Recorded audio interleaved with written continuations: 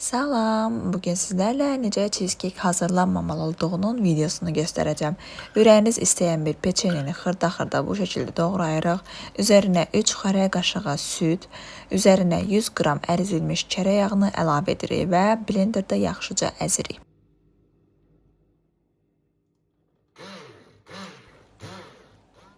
Burada sanki hər şeyi düz eləyirəmmiş kimi sizə düzgün qaydasını da göstərirəm, amma heç özümü səhv eləyirmişəm. Yağlı kağızı qaba yerləşdirdikdən sonra peçenyeni bura tökürük və yaxşıca bərkidirik.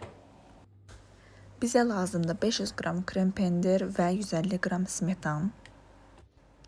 Burada vanil yadımdan çıxmışdı, onu da götürüb yanıma qoydum. 3 yumurtanı sındırıb qaba tökürəm.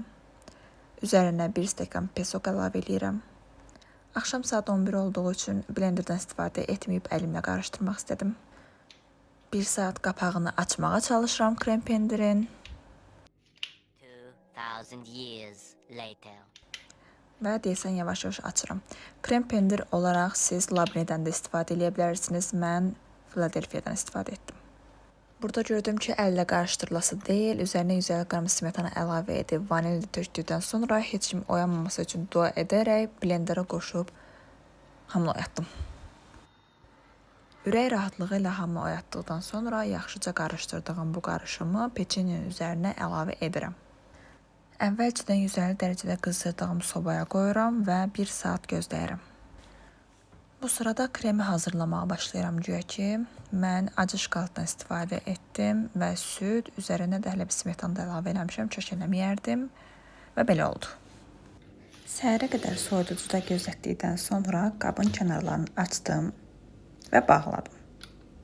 Çünki qabın kənarlarına yağlı kağız vurmaq yadımdan çıxmışdı və yapışmışdı. Ona görə bıçaqla kənarları kəsdim. Üzərinə tökdüyüm şokolad çox duru olduğuna görə orta təbəqəyə də şokolad keçmişdi.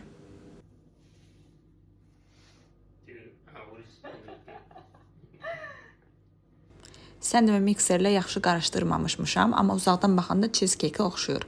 Burada da estetik görünsün deyə çayımı süzürəm, cheesecake-imi qoyuram və güya ki, mənzərə qarşısında oturub çayımı içirəm. Ümid edirəm bu videodan dərs götürdünüz. Faydalanıb faydalanmamaq sizə qalmışdır. Sağ olun.